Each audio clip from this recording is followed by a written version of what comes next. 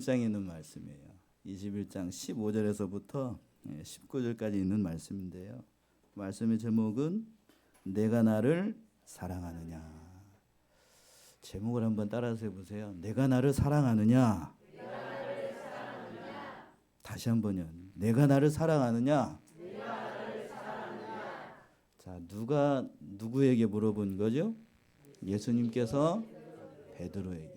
너무 유명한 본문의 말씀이에요. 부활하신 주님께서 수제자지요. 자탈과 공인한 수제자였던 베드로에게 조반을 다 먹이시고, 앞에서는 이 앞에 대목이 그거예요. 제자들에게 이제 손수 예수님께서 물고기를 잡아가지고 조반을 먹이시고, 그리고 난 다음에 제자들과 같이 이제 아침 식사를 하시고 난 다음에 베드로에게 오늘 본문의 말씀처럼 3번에 걸쳐서 물어보는 겁니다. 다시 한번 잊어먹을 것 같으니까 뭐라고 그랬다고요? 네가 나를 사랑하느냐, 이걸 물어보셨어요. 첫 번째는 15절과 17절에서 무려 예수님께서 베드로에게 3번씩이나 사랑을 물어보셨다고 하는 거예요. 15절 우리 같이 합독을 해보실까요? 15절 시작. 예수께서 시몬 베드로에게 이르시되 요한의 아들 시몬, 네가 나를 이르시되 주여, 내가 주를 주께서 이르시되 저희가 조반 먹은 후에, 저는 개역 성경을 가지고 있어도 조금 다를 수 있습니다. 조반 먹은 후에 예수님께서 시몬 베드로에게 이르시되, 여기서 보시게 되면 예수님께서 베드로에게 물어보는 게 아니고 이름이 조금 다르죠. 누구라고 그랬죠? 시몬 베드로에게. 시몬 베드로에게. 그러면서 또 요한의 아들 시몬아, 이렇게 얘기했어요. 베드로를 이제 예수님께서 부르시고 난 다음에 공생애 동안에 그 베드로의 공식 이름은 베드로였죠. 시몬의 공식 이름은. 그런데 여기서 보시게 되면 요한의 아들 시몬이라고 부르고 있습니다. 이 호칭은 왜 예수님께서 베드로를 가리켜서 베드로라고 게바나 혹은 베드로라고 부르지 않고 시몬이라고 불렀을까? 이걸 먼저 우리가 좀 생각을 해봐야 되겠어요. 베드로는 주님께서 공생애를 시작을 하실 때에 시몬을 이름을 바꿔가지고 이름을 주신 거지요. 그 이름의 뜻이 뭔가요? 반석이라는 뜻이죠. 반석 같은 믿음 혹은 반석 같은 그런 사람이 되라고 하는 목적으로 예수님께서 이렇게 주신 이름인데, 그런데 여기서는 예수님께서 부활하시고 난 다음에 돌아오셔가지고 베드로라고 이름하지 않고 요한의 아들 시몬아 이렇게 부르셨어요. 이 장소가 어디냐면 갈릴리 호수였습니다. 갈릴리 호수. 베드로가 예수님을 만나기 전에 뭐 했던 사람인가요? 우리 어부였어요. 그것도 바로 이곳에서 어부였었습니다. 그 장소에서 지금 처음 예수님을 만났을 때 이름을 다시 부르시는 거예요. 이건 두 가지 목적이 있겠죠. 첫 번째는 처음 예수님께서 시몬을 부르셨을 때의 그 이름으로 다시 누구를 부르시는 거예요? 베드로를 부르시는 거예요. 무슨 사랑을 회복하도록 하는 거냐면 바로 처음 예수님을 만났을 때, 그때를 생각해 보라고 부르신 거겠죠. 두 번째는, 다른 하나는 예수님께서 시몬의 이름을 고쳐가지고 베드로라고 하는 그 반석이라는 이름으로 주셨는데, 지금 이 시간까지 그 반석다운 믿음으로 살았는지 누구를 돌아보게끔요? 자신을 돌아보게끔. 그 두 가지 목적이었을 거라고요. 그러면서 예수님께서 물어보십니다. 그 하반절에 있는 것처럼 네가 이 사람들보다 나를 더 어떻게 하느냐? 사랑하느냐라고 물어보셨어요. 왜 예수님께서 이것을 물어보셨을까? 마지막 6월절 만찬을 먹을 때에 불과 며칠 전에 제자들이 다 실패할 것을 예수님께서 미리 아시고 다 알려주셨습니다. 그 말을 듣고 난 다음에 베드로가 뭐라고 그랬냐, 호언장담을 하기를 다른 사람들은 몰라도 나는 주님을 배반하지 않겠습니다. 이렇게 장담했던 게 누구요? 베드로였습니다. 베드로였습니다. 여러분들이 더 잘 아시잖아요. 그런데 막상 그 상황이 되니 어떻게 됐습니까? 3번 부인했어요. 3번 부인했어요. 마지막에는 예수님을 저주하면서 부인했다라고 되어 있는데, 이 저주라는 말 뭐 여러 가지로 얘기를 합니다만 쉽게 표현해서 뭐 했다는 거예요? 예수님을 욕했다는 거예요. 욕했다. 베드로의 직업이 뭐였다고요? 어부였습니다. 지금도 그렇습니다. 옛날에 어부 잘 배운 사람입니까? 이렇게 표현해 죄송해요. 잘 배운 사람입니까? 못 배운 사람입니까? 못 배운 사람이죠. 못 배운 사람이 그 상황이 되면 밑바닥에 있는 게 다 드러나요. 밑바닥에 있는 게. 그래서 밑바닥에 있는 게 뭐겠어요? 옛사람, 옛 본성, 베드로가 가지고 있는 자신의 그 밑바닥에 있는 게 다 올라오는 겁니다. 성령이 떠나니까.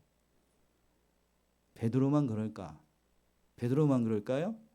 아니, 우리들도 역시 마찬가지예요. 역시 마찬가지. 그걸 잘 아시는 예수님께서 정말로 네가 나를 이 사람들보다 더 사랑하느냐? 다른 걸 물어보는 게 아니고 네가 정말로 나를 사랑했는지 그걸 돌아보도록 하기 위해서 예수님께서 그걸 물어보셨다라고 하는 거예요. 아마 이 말을 들었을 때에 베드로의 심정이 어땠을지 여러분이 한번 좀 생각을 해보시자고요. 여러분 그 얘기를 하기 전에 여러분 예수님께서 물어보셨던 것처럼 예수님이 물어보신다라고 하면 네가 나를 사랑하느냐라고 물어보시면 여러분들 뭐라고 대답하실 건가요? 응? 네가 나를 사랑하느냐라고 물으면 뭐라고 대답하시겠어요? 사랑합니다. 얘기해야 되겠지요? 예. 저도 젊었을 때에는 우리 최 목사님 밑에서 이제 부교육자 생활도 했습니다만 젊었을 때요. 지금도 젊습니다만 자신 있게 사랑합니다. 이렇게 얘기를 할 수 있을 것 같은데 제가 결혼하고 또 아이를 키워보고 우진이가 13살이 됐어요. 초등학교 6학년. 이제 결혼 생활이 얼마큼 됐다는 거예요? 예, 그렇게 됐다는 거죠. 예, 그만큼 지나고 나니까 지금 부활하신 주님께서 딱 나타나셔가지고 베드로에게 물었던 것처럼 네가 나를 뭐하느냐? 사랑하느냐? 물으면 제가 뭐라고 대답을 할까? 젊었을 때처럼 자신감 있게 네 물론 주님을 사랑합니다 이렇게 얘기를 할지 아니면 쭈뼛쭈뼛하게 이렇게 할지 저도 장담할 수 없어요. 왜 그럴까요? 걸릴 게 많아요. 뭐가 걸려요? 젊었을 때는 힘도 있고 지금도 물론 젊어요. 그런데 그 사랑을 누가 지킬 자신이 있다는 거예요? 내가 내 능력으로 내 힘으로 주님을 사랑하는 걸 지킬 수 있다라고 생각을 했습니다. 근데 결혼해가지고 아이도 낳고 또 목사로서 부름을 받아가지고 옥신각신하면서 신앙생활하고 성도들을 돌보고 하다 보니까 주님을 향한 그 사랑이 예전과 같이 그렇게 순수하게 사랑을 했는지 저도 머릿속으로 물음표가 막 지나가요. 특별히 오늘 본문의 말씀에서 베드로는 그 바로 앞에서 무슨 사건이 있었냐면 예수님을 어떻게 했다고요? 부인했어요. 이 말을 들었을 때 처음 베드로가 들었을 때 그 심정이 어땠을지 한번 우리가 생각해 보자고요. 한글 개역 성경은 15절, 16절, 17절에서 예수님께서 베드로를 향해서 이렇게 3번씩 사랑하느냐라고 물어보는데 똑같이 뭘로 번역을 했냐면 사랑하느냐라고 번역을 했습니다. 근데 헬라어 원어 성경을 보게 되면 15절과 16절은 뭘로 되어 있냐면 조금 아가페 사랑으로 이렇게 표현을 했는데 17절에서는 필레오로 되어 있어요. 제가 뭐 헬라어를 잘해서가 아니고, 그런데 그 물음에 대해서 베드로는 뭐라고 일관되게 표현을 했냐면 다 필레오로 표현을 하고 있어요. 그런데 이것을 두고서 신학자들마다 여러 가지로 얘기를 하는데, 그런데 제가 이제 성경을 연구하면서 보니까 이걸 가지고 그 구별을 해가지고 뭐 어떤 것이 사랑이 진짜 아가페가 진짜 사랑이고 필레오가 뭐 여러 가지로 의미를 부여합니다만, 그러한 의미를 부여하는 것보다도 중요한 건 그런 것 같아요. 네가 나를 사랑하느냐라고 예수님께서 몇 번 물어보셨다고요? 3번 물어보신 거예요. 3번. 왜 3번 반복해서 물어보셨을까? 베드로가 몇 번 부인했기 때문에 그래요. 그래서 16절에서 또 물어봅니다. 예수님께서 이렇게 사랑한다라고 고백을 하니까 16절에서도 이렇게 얘기하죠. 물어보시죠. 16절 한번 보실까요? 16절 같이 합독합시다. 16절 또 두 번째가 요한의 아들 시몬아,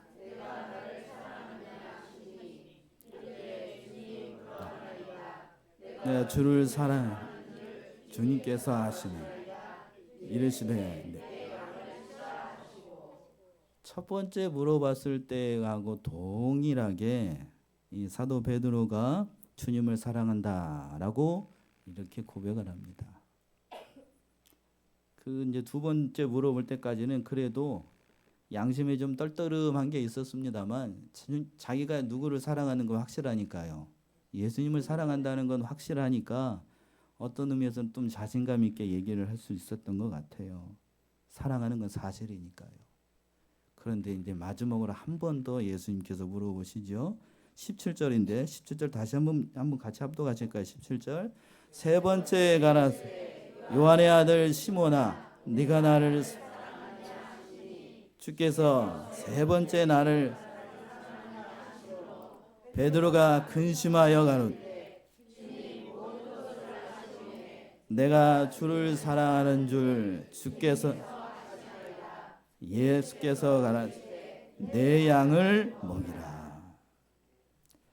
15절과 16절에서는 똑같이 예수님의 물음에 대해서 베드로가 뭐 근심한다라거나 모든 것을 안다거나 이런 말을 하지 않았어요. 근데 17절에서는 예수님께서 3번 물어보시니까 베드로가 뭐 어떻게 됐다라고 얘기하고 있냐면 근심하여 가로되. 근심하여 가로되. 뭘 근심을 했을까요? 뭘 근심을 해요? 왜 예수님께서 똑같은 질문을 무려 몇 번씩이나? 3번씩이나 하실까? 그걸 곰곰이 생각을 해봤을 거라고. 그 짧은 시간 안에. 그랬겠죠? 그러면서 주님께 고백을 하는 거예요. 주여 모든 것을 아시오매. 어떤 사실을 안다는 거예요?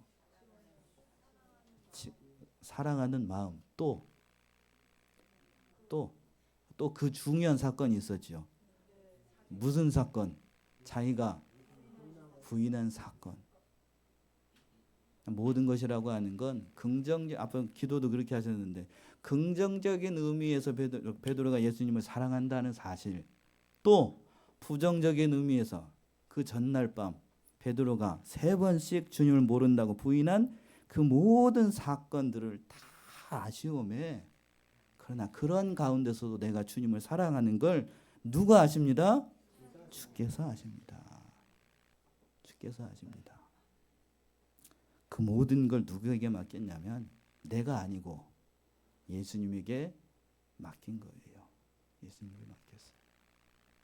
그러니까 여기서 우리가 중요한 사실을 깨달아요. 내가 주님을 사랑한다라고 고백하고 내가 지킬 수 있다라고 생각한 모든 것들도 심지어는 내가 할 수 있는 게 아니고 누구의 힘으로만 가능하다는 사실이요? 주님.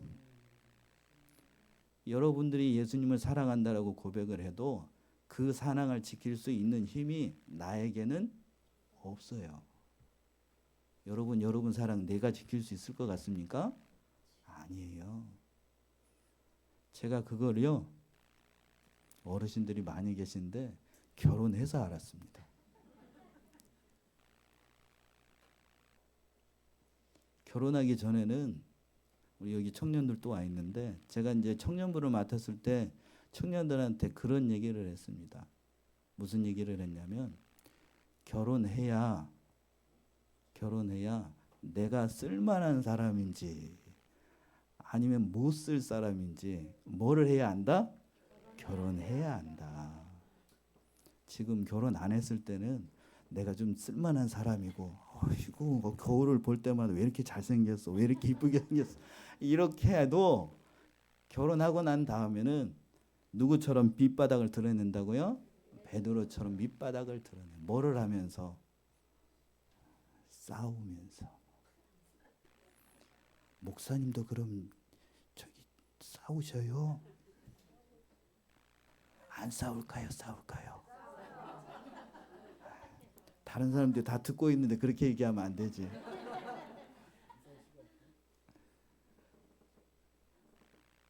어느 때 싸운 걸 아냐면 주일날 목사님 설교가 잘 안 나온다 그러면 예, 저는 그걸 그때서야 알았습니다. 제가 정말로 하나님의 사랑이 아니면 이 목회를 더 할 수도 없고 또 더더군다나 이 가정을 지킨다는 사실도 이뤄나갈 수 없다는 사실을 결혼해서 알아요. 결혼해서 더더군다나 아이를 낳고 기르면서. 그래서 우리 청년들한테 결혼을 하려면 언제 늦게 결혼해야 되겠어? 빨리 결혼해야 되겠어? 빨리 해야 내가 쓸만한 사람인지 못 쓸 사람인지 어떻게 하니까? 빨리 알게 되니까. 결혼해서 그래서 그 결혼 생활을 하면서 나를 발견하게 되니까. 누구를 발견하게 됩니까? 그러면 당연히 나 같은 사람을 용서하신 바로 예수 그리스도의 사랑, 그때서야 알게 되는 거예요. 지금 모릅니다. 목사님 왜 저렇게 얘기를 하나. 그래서 제가 청년부를 인도할 때에 그런 이렇게 얘기를 하면서 얘기를 했더니 어느 청년이 이제 차량 운행하고 나서 와서 하는 얘기가 목사님 말씀 들으니까요 아무도 결혼 안 하게 생겼는데요. 제가 웃고 말았는데요. 결혼해야 알아요. 결혼해야 진실로 내가 어떤 사람인지. 예수 없이는 아무것도 이루어질 수 없다는 사실 그때서야 알게 됩니다. 오늘 본문의 말씀도 베드로가 그 예수님께서 오셔가지고 사랑에 대해서 물어보셨어요. 다른 질문을 한 게 아니고 네가 나를 왜 배반을 하느냐 그 얘기를 물어본 게 아니라 네가 나를 뭐 하느냐? 사랑하느냐? 이 사랑을 하셨어요. 사랑. 자, 이 말씀 속에서 우리가 생각할 수 있는 건 그거예요.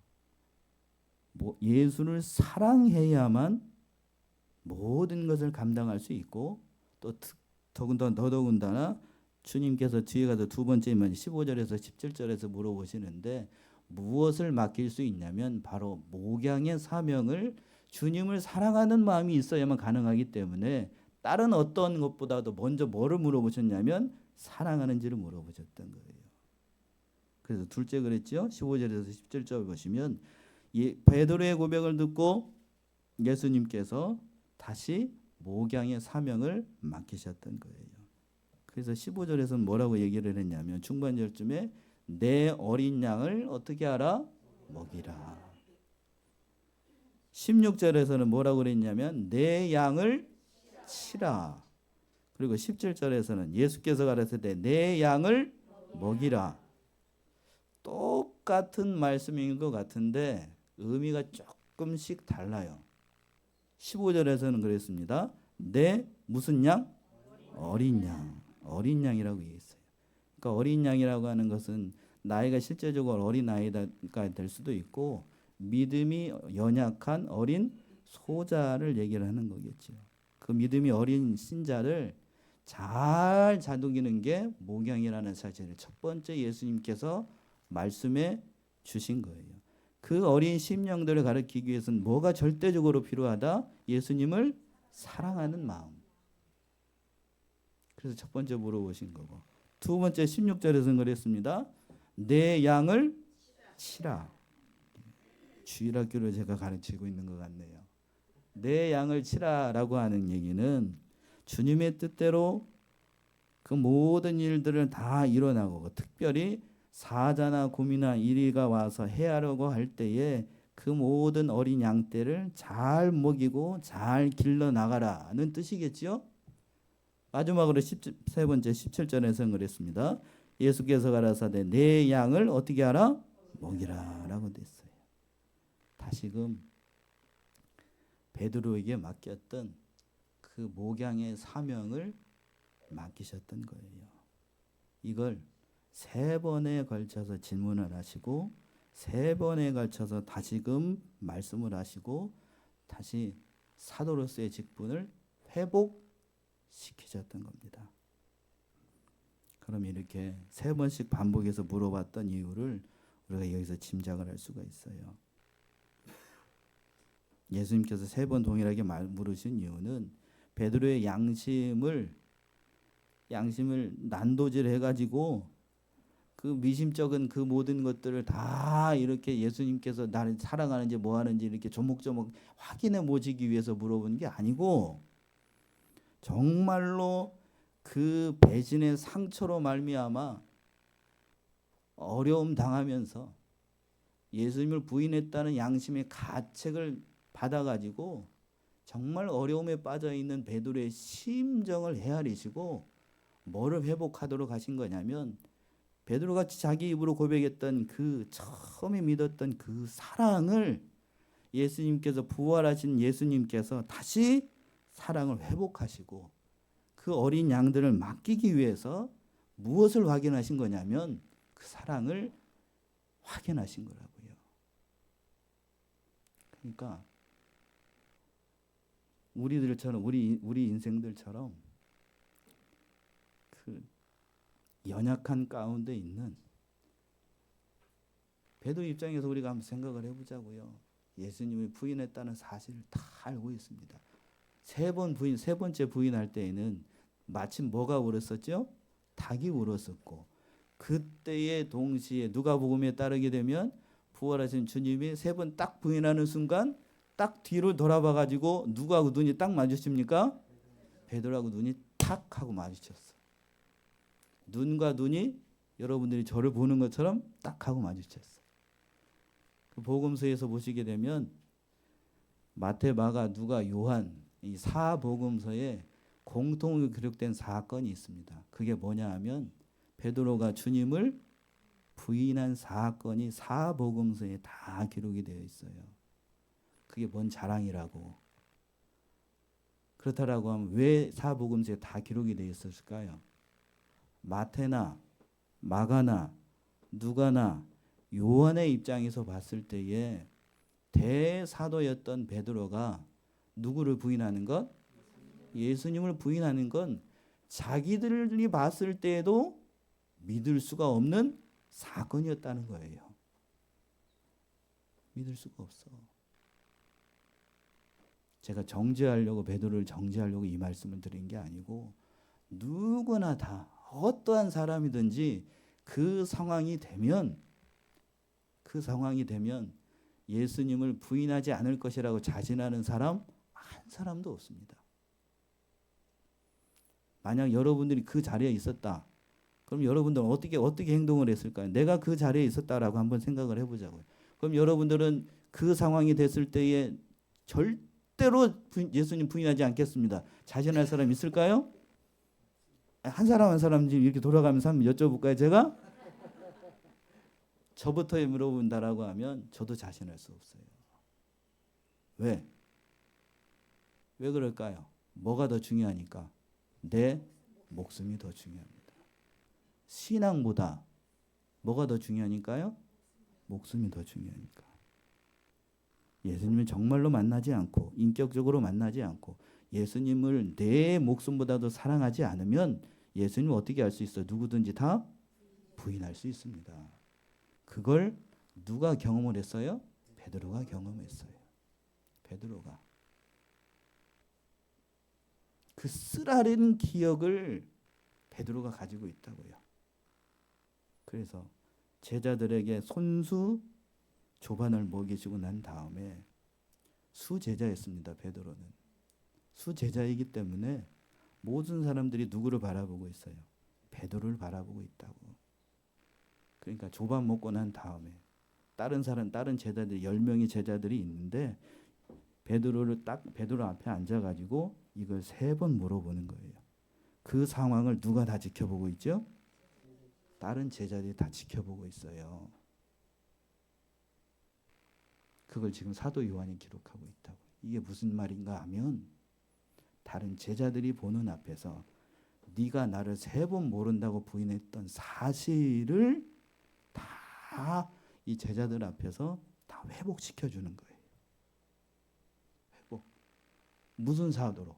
수사도로서의 그 지위와 권위를 다 인정하시고 지금까지 눌려 있었던 그 마음속에 있는 응어리들을 다 누구 앞에 내려놓기를? 예수님 앞에 내려놓기를. 진정으로 부활하신 주님께서 베드로의 허물과 죄를 다 용서하시고 그걸 누구 앞에서? 사도들이 지켜보는 앞에서, 다른 제자들이 지켜보는 앞에서 참으로 예수님의 사랑이 어떠한 것인지를 다 보여주는 거예요. 목양의 사명이라고 하는 건 그러한 죄사함의 은혜를 경험한 사람만이 참 어린 양떼를 먹이고 치고 그 모든 것들을 돌볼 수 있는 것이 목양의 사명이에요. 자, 누가복음을 한번 가볼까요? 누가복음 7장. 어느 분이 한번 찾아서 읽어보세요. 누가복음 7장 36절에서부터 38절. 누가복음 7장 36절에서부터 38절이요.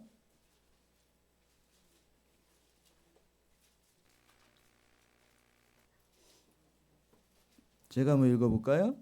한 바리새인이 예수께 자기와 함께 잡수시기를 청하니 이에 바리새인의 집에 들어가 앉으셨을 때에 그 동네에 죄인인 한 여자가 있어 예수께서 바리새인의 집에 앉으셨음을 알고 향유 담은 옥합을 가지고 와서 예수의 뒤로 그 발 곁에 서서 울며 눈물로 그 발을 적시고 자기 머리털로 씻고 그 발에 입 맞추고 향유를 부으니. 37절에서 그랬어요. 그 동네에 어떠한 여자라고 되어 있습니까? 죄인인 여자. 죄 많은 여자. 죄 많은 여자가 예수님이 앞으로도 갈 수 없어가지고 예수님이 뒤로 가가지고 울면서 향유를 예수님의 머리에 붓고 자기 머리털로 예수님의 발을 입 맞추고 향유를 부었어요. 뭐가 사해진 경험을 얻은 거예요? 죄사함의 은혜. 죄사함의 은혜를 경험하면 한 옥합의 향유 그거 아깝지 않습니다. 비슷한 사건을 기록하고 있는 그 베다니 마리아가 향유를 부은 사건하고 이 사건은 다른 사건이기는 합니다만 그 한 옥합의 향유가 약 300데나리온이라고 합니다. 300데나리온이면 장정 1년치 연봉이에요. 연봉. 우리 전 장로님 일당 하루에 얼마인가요 요즘? 네? 20만 원 이렇게 잡으면 300일이면은 얼마인 거예요? 6천만 원이에요. 6천만 원. 10만 원이라고 하면 3천만 원이고 1년치 연봉을 한꺼번에 그냥 누구의 머리 위에? 예수님의 머리 위에. 뭐가 사해진 은혜를 경험을 했으니까요. 죄사함의 은혜. 지금 그 죄사함의 은혜를 경험한 게 누구였냐면 사도 베드로였습니다. 전에는 그랬어요. 내가 수사도니까 다른 제자들도 역시 자기를 지켜보고 있는 수사도이기 때문에 자기가 말한 대로 자기의 사랑을 지킬 수가 있고 그 어린 양떼들을 맡겨주시면 자기가 힘을 자기의 능력으로 다 할 줄 알았어요. 그런데 그게 아니었습니다. 그걸 다 경험하고 난 다음에 죄사함의 은혜를 경험하고 예수님께서 다시 그 사도의 직분을 회복시켜 주시고 양떼를 맡기셨던 거예요. 목양의 사명이라고 하는 건 바로 그런 거예요.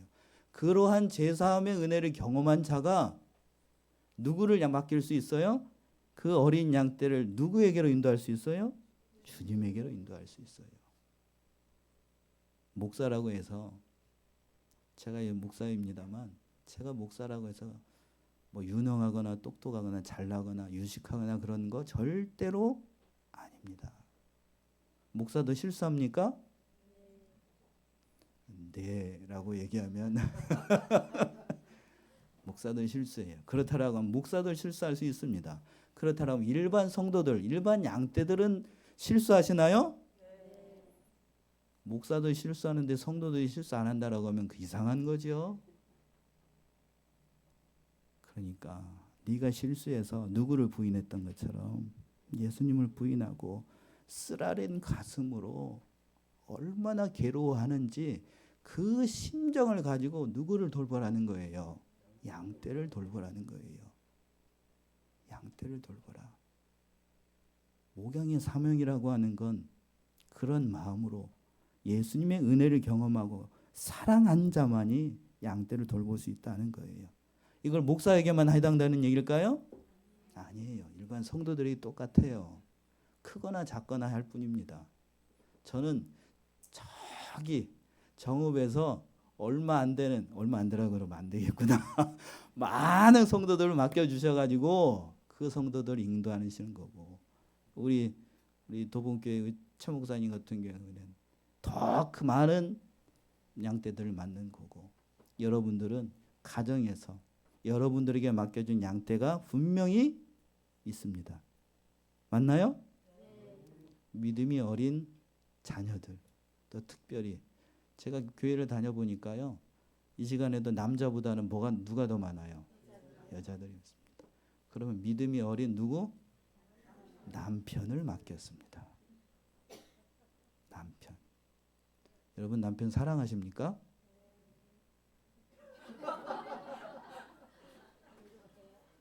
다시 한번, 여러분 남편 사랑하십니까? 네. 다시 한번, 그러면 여자분들만 물어보면 서운하니까, 우리 남자분들 아내분 사랑하십니까? 네.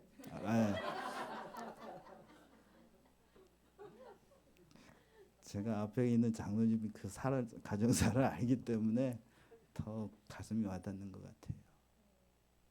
그 심정으로 누구를 사랑하는 마음으로, 예수님을 사랑하는 마음으로 옆에 있는 남편과 아내 사랑하고, 특별히 나에게 맡겨준 어린 자녀들 사랑해야 됩니다. 사랑하면 그 별거 아니에요. 근데 그 사랑이 늘 우리 안에 있는가, 내 안에 충만한가, 늘 그런 건 또 아닙니다. 솔직하게 얘기하자고. 그렇지, 솔직하게 얘기하죠. 늘 그 은혜가 우리에게 충만한 건 아니잖아요.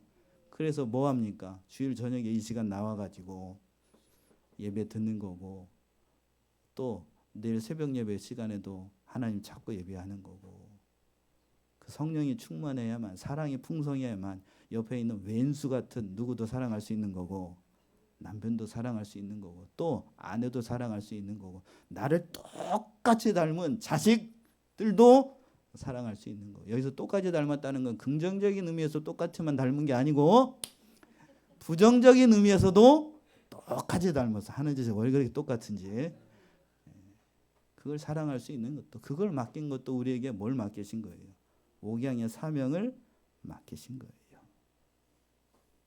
그러니까 우리 사랑하는 이 도봉의 우리 권속들도 정말로 우리에게 맡겨진 것이 많다는 사실 알고 그 모든 일들 잘 감당하셔야 되겠어요. 마지막으로 18절과 19절에서 세 번째 말씀하시기를 장차 베드로의 모습을 말씀해 주셨어요. 18절 보시면, 18절 같이 우리 합독합시다. 내가 진실로 젊어서는 스스로 띠뛰고 원하는 곳으로, 늙어서는 남이 내게 띠띠우고 원치 않은 곳. 19절까지요. 이 말씀을 하심은 하나님께 영광을 돌릴 것을 가르치기, 이 말씀을 하시고 베드로에게 이르시되 나를 따르라. 자, 맨 19절에서 그랬습니다. 나를 어떻게 하라? 따르라. 나를 따르라 그랬습니다. 18절에서는 그랬어요. 진실로 진실로 내가 네게 이르노니 젊어서는 네가 스스로 띠뛰고 네가 원하는 곳으로 갔어요. 앞에서 그랬죠. 제가 젊었을 때에는 아주 유령차게 주님, 물론 주님을 사랑하지요. 그렇게 베드로도 역시 마찬가지였어요. 처음에 예수님을 만났을 때에는 자기가 그 사랑을 지킬 줄로 알고 자기가 어떤 사람인지는 모르고 자기의 실력은 모르고 오늘 밤 부인하게 될 것이니까 기도하라고 그랬는데 다른 사람은 몰라도 저는 주님을 부인하지 않겠습니다. 근데 그 말을 한 것이 불과 몇 시간 뒤에 무너져요. 그게 사람입니다. 그게 사람이에요. 그래서 내가 원하는 대로 그 모든 것을 할 수 있을 것이라 라고 했는데 이제 예수님께서 그 말을 다 듣고 난 다음에 이 말씀을 하시는 거예요. 네가 몰랐을 때에는 네가 하고 싶은 대로 다 했다. 그러나 네가 어떠한 사람인지 알게 됐을 때에는 뭐라고 그랬냐? 그 하반절에서 늙어서는 내 팔을 벌리니 남이 네게 띠띠우고 네가 원치 않는 곳으로 가게 될 것이다.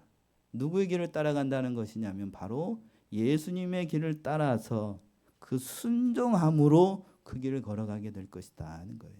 바로 예수님이 주셨던 무슨 길이요? 십자가의 길. 그걸 말씀을 해주신 거예요. 목양의 사명이라고 하는 것은 그런 거예요. 사랑하는 우리 도범의 원석들. 그리고 난 다음에 예수님께서 진정으로 말씀을 하시죠.